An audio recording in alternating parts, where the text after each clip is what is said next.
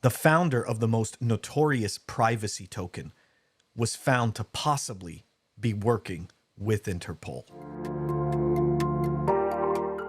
Welcome back, everyone.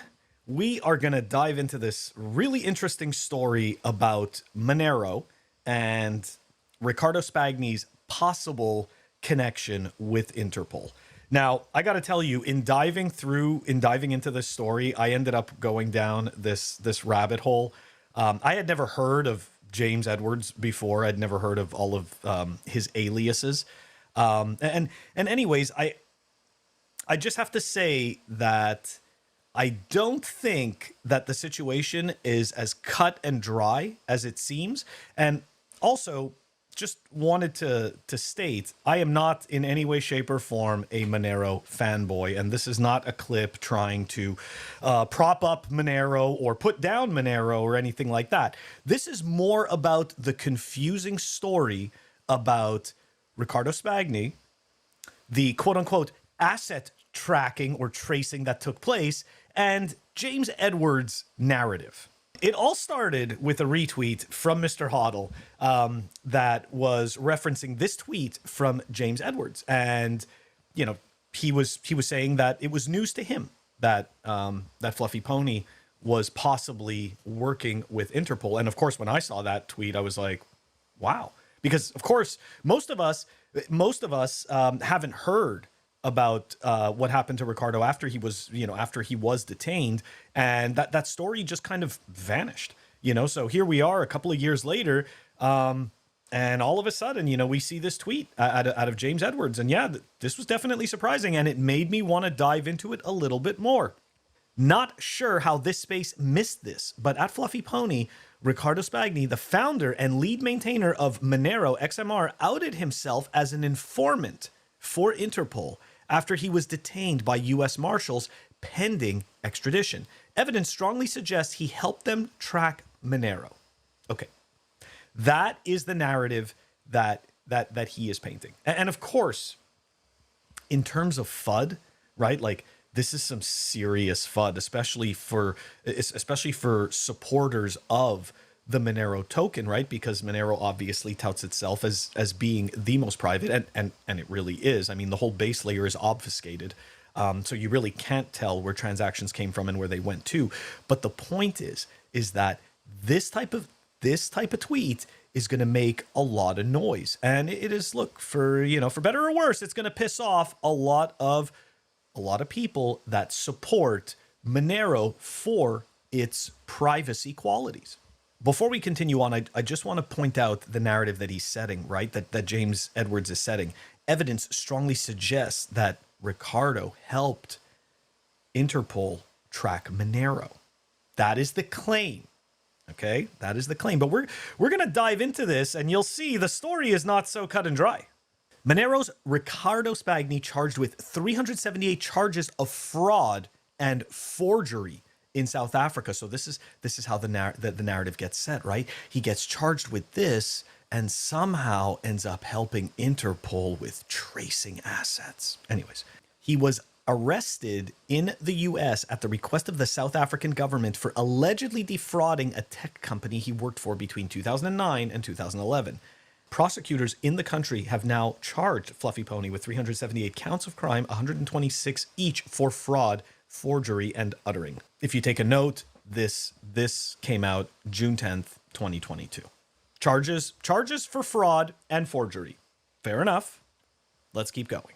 As we dug a lot deeper, I ended up in the Monero Reddit, and this is pretty interesting as well. Now, keep in mind, this is from a year ago, right? So for some of us, for those of us in Bitcoin that do not follow the Monero stuff, like, yeah, this is news to us, all right? So anyways, here we go. Spagni's attorney referenced Spagni's collaboration with Interpol in a court document they filed as response to the U.S. government's complaint against Spagni when he was arrested back in August by U.S. Marshals pending extradition to South Africa to stand trial to answer embezzlement charges against his former employee amounting in excess of $100K. So again, still forgery, embezzlement, nothing to do with Interpol. Okay.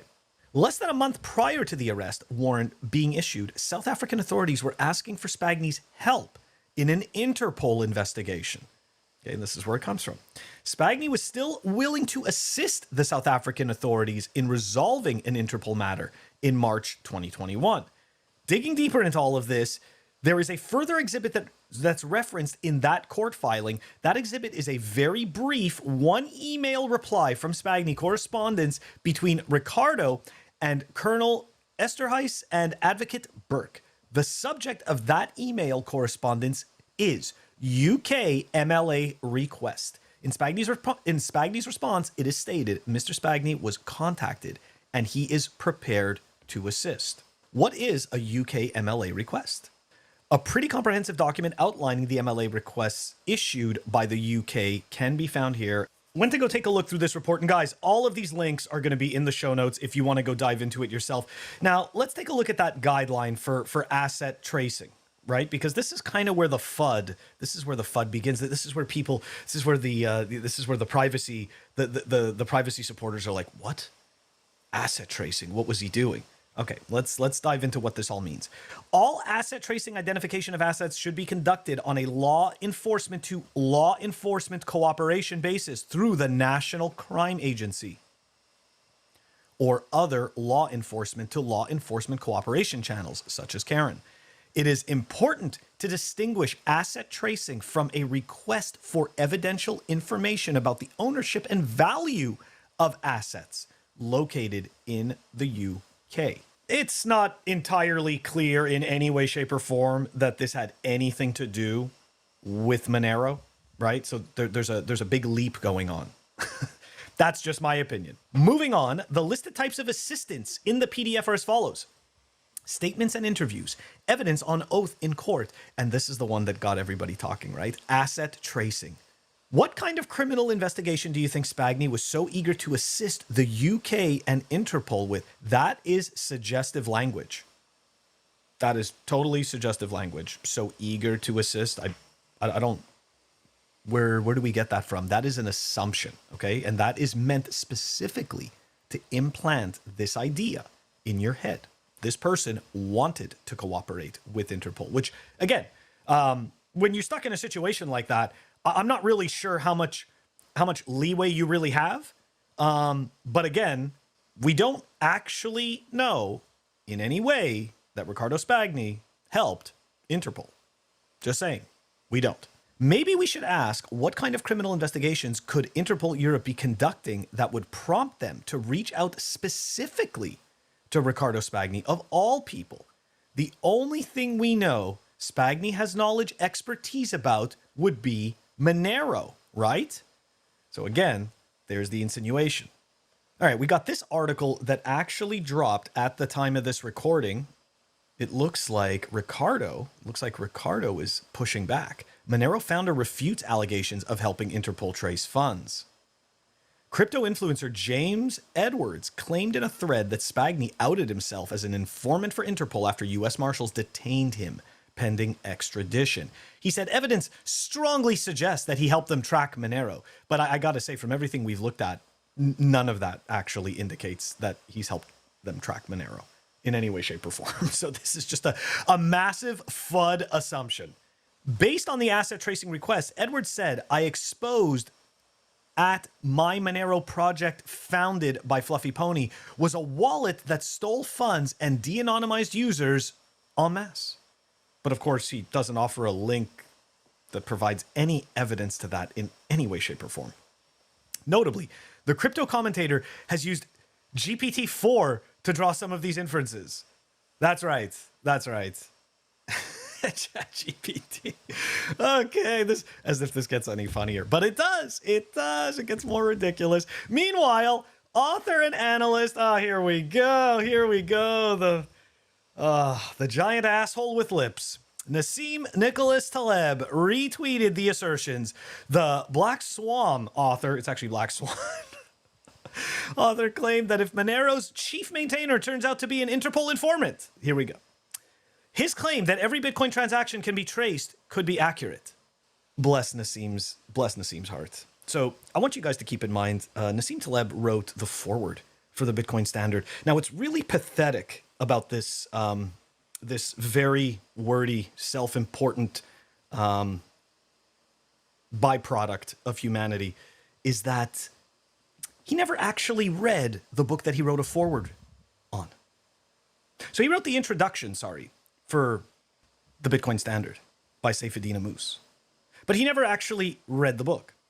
So that just goes to show you the quality of research that he's doing. And not only that, but he's selling you courses on risk management for thousands and thousands of dollars and doesn't actually understand Bitcoin. Rather, he went to become a supporter of BSV, which is a complete fraud that has a declining hash rate, meaning that chain is becoming less and less secure, not to mention the fact that it's been 51% attacked 4 times in the last 2 years. But anyways, so this guy, that people who don't know any better trust and think that he's so intelligent, just made the amazing assessment that Bitcoin transactions can be traced. Okay, so look, I'm going to let everybody in on a big secret.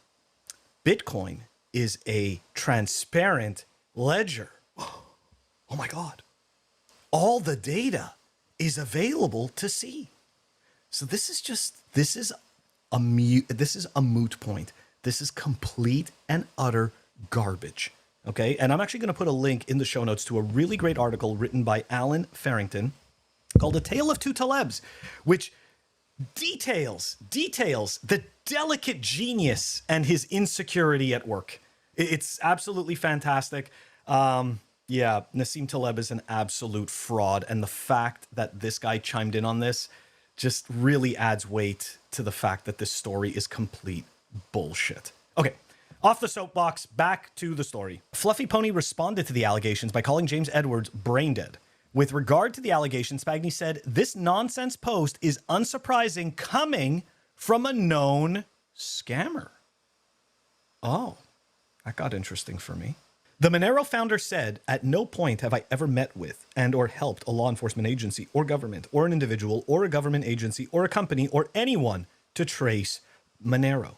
The founder defended Monero's cryptography, saying he could not assist the government with privileged access, he said. "I have no privileged access to Monero's code, GitHub repo, website, Twitter account, DNS records, donated funds, or anything else." Spagni agreed on Edwards' thread that Interpol did ask him for assistance, but never followed up with what they needed assistance with. Okay, so before we continue, I just want everyone to understand, he is not denying that he was approached by Interpol. But what Ricardo is saying is that they never followed up on that request. In defense, the founder stated, "They never responded with any details. They never reached out and told me what the request was with. It might not even have had anything to do with Monero. I have literally no idea what it was about." All right, so obviously when Ricardo made that comment about this guy, James Edwards, being a known scammer, I had to do some digging. And it really didn't take long to pull up a whole bunch of really weird stuff. This person appears to have many aliases. Anyways, this was just a Facebook post that I found. Subspace Club, James Edwards, the crypto scammer, and criminal known Telegram channels. And here it lists his aliases at LibraCharts, at LibraHash, at LibraHash, and Telegram usernames Crypto Medication, LibraHash Crypto analysis and research. Anyways, just a whole bunch of different aliases pumping out different news. And again, that doesn't mean that a person's a scam, but this is where it gets kind of interesting, right? Legal issues with TrueChain. Attempted to raise $1 million for his scam fund. Attempted to frame Peter McCormack for saying something about his daughter being sick. He later admitted his wrongdoings, making death threats online, which is illegal, doxing people after attempting to extort them, scamming Telegram users. Okay, so obviously somebody is upset about this gentleman. I'm going to post all the links to everything that I had. You guys can go down this rabbit hole if you want. It appears that this person, who claims to be James Edwards, for whatever reason, just has a whole lot of, it is a massive rabbit hole. Everything from charging $1,000 for a draft of a white paper to All of these random groups, like take a look at this one, crypto medication. I believe I remember hearing about this one.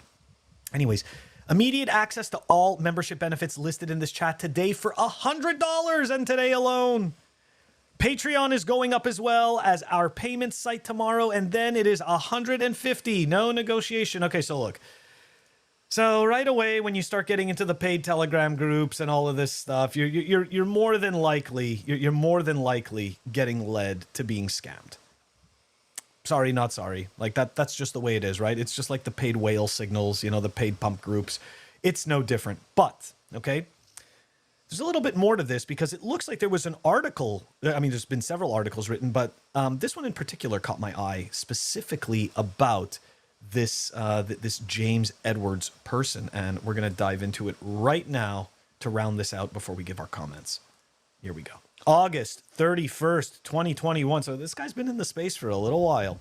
Crypto medication, aka LibraHash, aka James Edwards, scams once again. This is pretty bad. This guy is definitely a quote-unquote crypto grifter. Crypto medication is a self-proclaimed mini god and has reportedly raised $500,000 for an equity offering.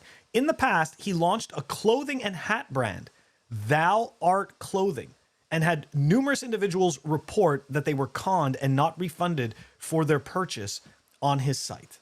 That's just one piece of it. So look, I went to go look for That Art Clothing or whatever it was. It doesn't exist. And every single link that supposedly goes to it or from it, that they're all dead links. Okay, so unfortunately, I couldn't verify that piece of it. But the takeaway is this, right? We saw this kind of re-blow up again yesterday, and it turns out that this information about Ricardo was a year old and posted in the Monero group. And I do have to say this. The shadiness of the person attempting to expose Ricardo without really any proof. It's just vague. It's just vague assumptions. It really makes me wonder what their angle is. It could very well be for relevance. It could be, it could be that this person is maybe working on bringing attention to a whole new project to possibly, fleece noobs again with. I don't know. I just know that this was a super interesting rabbit hole for me to go down. I wasn't even aware that this accusation against Riccardo Spagni was being made.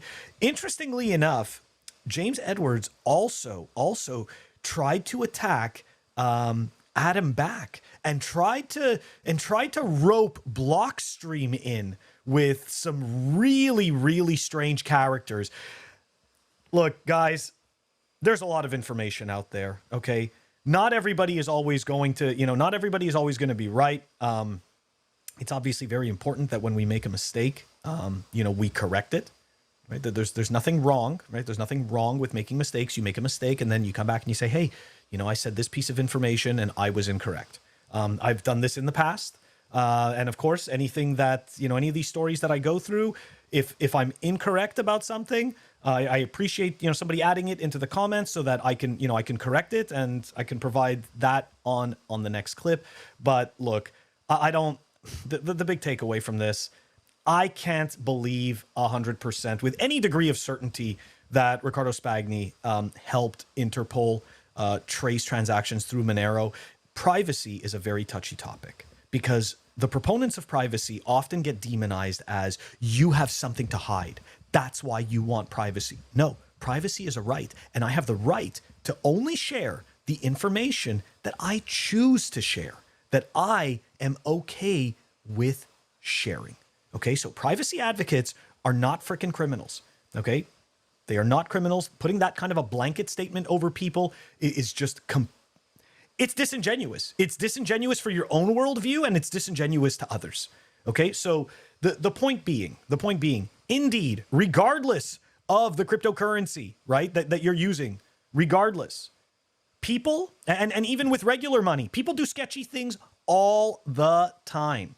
Okay, I believe I believe that if Ricardo, having the knowledge that he has, having the access to the people that he had, if he truly had been helping Interpol, with Monero, I believe that we would have heard about cases that are being prosecuted or cases that are underway with people that were arrested using Monero.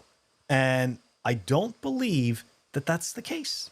So I would just, again, I would take this with a grain of salt, right? Like, everybody is just muddling through the information. I always like to say there's 3 sides to every story. There's your side, there's my side, and there's the truth. Don't forget to like and subscribe. Catch you all next time.